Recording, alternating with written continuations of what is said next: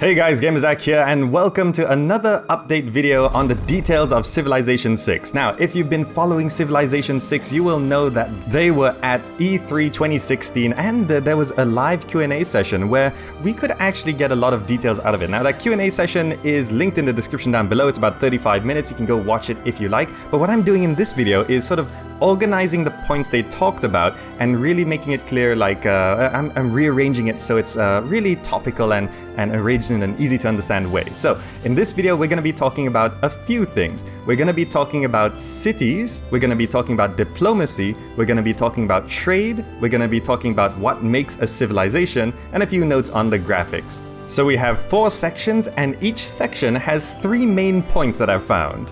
So let's jump into it and figure out what's going on with Civilization 6. First up, we've got cities, and there's 3 main points here, mainly talking about the size of cities, adjacency bonuses, and city warfare. Now, talking about the size of a city, how big are cities going to be?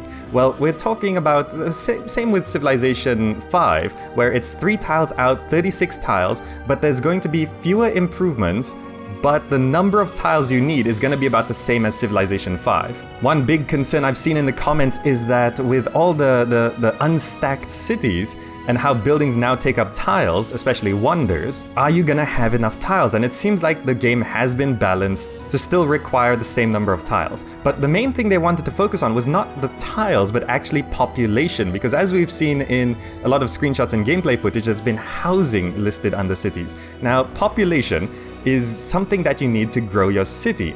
And a lot of buildings give you housing, which allows you to increase your population. So for example, even things like barracks give some housing, granaries give a bit more, universities, even getting fresh water to the city increases housing. Now, the limit on your population is the happiness system, which, as we've talked about in the past, is no longer global. Each city has its own happiness rating, and happiness is increased by building amenities and getting luxury resources to keep people happy. And as a side note, there are civilizations that specialize on housing. Now, next main point on cities, adjacency bonuses. Another concern was that adjacency bonuses, like if you start in a really good location, are those adjacency bonuses gonna make you overpowered? Well, a few specific examples were given. For example, an industrial zone next to a mine will get a bonus, but the mine won't get a bonus from the industrial zone. Wonders can boost nearby cultural districts, and there's even a bonus for keeping the city compact and putting districts next to each other. So I know these bonuses might seem a little bit of a concern, but from what I can tell and what we've seen so far, it seems like they're more minor bonuses, and you could min-max to have a very significant impact on your cities and civilization.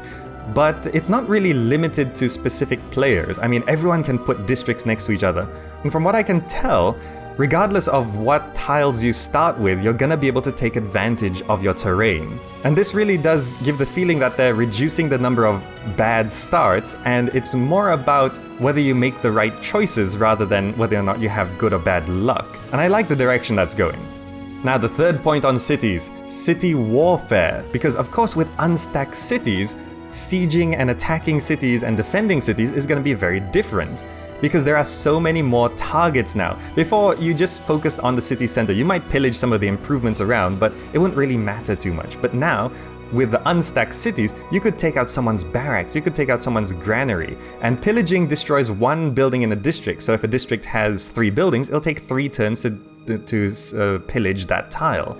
So sieging a city for a long time can do significant damage, even if you're not able to take the city center. And also, as a defender, you can't just pile on all your military units into the city. You have to defend your surrounding lands, because your surrounding lands are your city. And as a note, because you can see all the buildings on the map, you don't need spies to go into a city to figure out what buildings they have.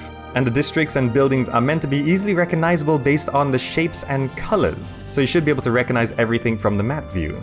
And as a bonus question they asked during the Q&A, coastal cliffs. Some people noticed in many of the videos and screenshots that certain coastal areas have cliffs instead of beaches. Well, they are actually functional. You can't embark or disembark from those tiles, though later on technology could change things up. Now, moving on to diplomacy. Diplomacy, Ed Beach mentioned, has 3 major principles. First of all, diplomacy changes a lot over time, to the point where even in the early game, in the ancient era, empires don't have borders yet. Because borders and formal diplomacy hasn't been developed, so there are no borders. And this might explain some of the screenshots and videos we've seen so far where there are no borders.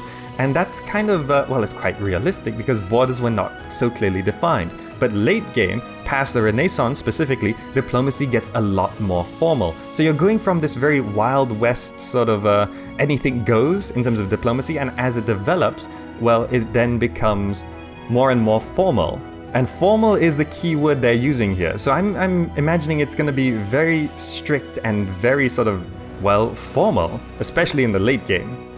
Second point on diplomacy.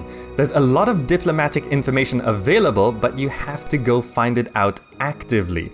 Agendas, using traders, spies, giving gifts, and discovering other people's social policies and all the details of their government. All of this is available to you, but you have to actively seek it out. You're not just gonna know everything about your rivals and enemies and allies just by looking at them. You actually have to play in a way to discover things diplomatically.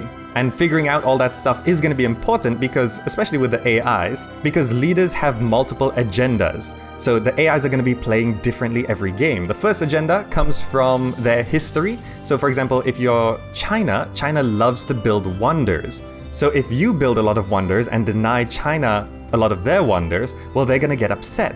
And then there's going to be smaller agendas which are randomly selected. So you can use this to your advantage. So for example, if you're next to Teddy Roosevelt likes keeping the peace on his continent. So you could race wonders with Emperor Qin, and then you can upset China by building more wonders than him, to the point where they declare war on you and because they're jealous and they want to take wonders from you. Teddy will then come to your aid, and you know he's going to do that because he hates local war. And then you could retaliate in self-defense and go capture a couple Chinese cities without having the negative diplomatic effects of having declared war and upsetting Teddy. So you can definitely play the AIs against each other, especially if you figure out all their agendas and the details of their civilization at the time. Now, moving on to trade. Trade is inspired by Brave New World, but has three main new elements. First of all, roads are built by traders. This is a significant gameplay change, and it's sort of, well, it kind of makes sense because builders in this game have limited uses, so building roads would use up all their uses. And this is more historically accurate as well because long roads tended to be built by traders or sort of developed around trade routes. So for example, the Silk Road and those sorts of things. Second point on trade, the longer the trade route, the longer it lasts. So, for example, if you have two cities which are close to each other, you might want to have a short, small trade route between those two cities first to get a road built, and then send your trade caravan to a distant city to build a longer road to that. So the longer the route, the longer it lasts. And the third point in trade, the different districts and buildings that a city have influences what you get from trade routes. So if you're trading with a city that is focusing on science, built a lot of libraries and academies and stuff like that, well, that trade route will give you more science. Well, this is really good because it's adding to the purpose of seeing what a city is at first glance. You can have a look at a city, see they have a lot of science buildings, say, I want more science, I'm going to trade with that city, without having to send spies to that city or trying to guess what they provide. And I think that's a really nice change. Now, moving on.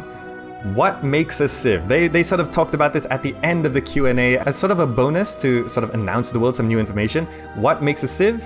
Well, there's 4 things that make up a civilization in Civilization 6. Firstly, there's a unique permanent ability that lasts throughout history. So this is an ability that changes the civilization throughout the game. Second, there's a unique leader ability tied to the time period of the leader. So for example, Emperor Qin's builders get an extra charge that can boost wonders in ancient and classical eras.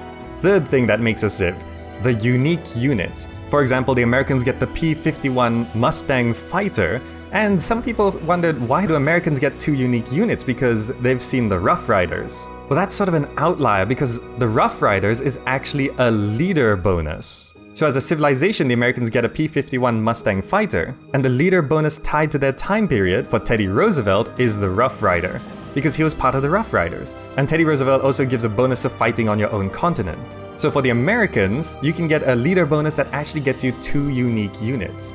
And finally, the fourth thing that makes a civilization is unique infrastructure. Now, this will be a unique building or a unique improvement, for example, film studios with America. And they also vaguely mentioned a unique district. And they haven't gone into details what a unique district is, but that sounds very interesting. And lastly, just to wrap up this video, they did make a few notes on the graphics, so I'm just gonna quickly go over this. Someone asked, is there a new engine? Yes, Civilization 6 is on a new engine and it's 64-bit, which means there are more polygons on models and there's a looping time of day thing. And as a fun side note, you can actually set a specific time of day and stay at it if you want to play through the entire game. Like, for example, if you want to play the whole game at nighttime, well, you can do that if you want.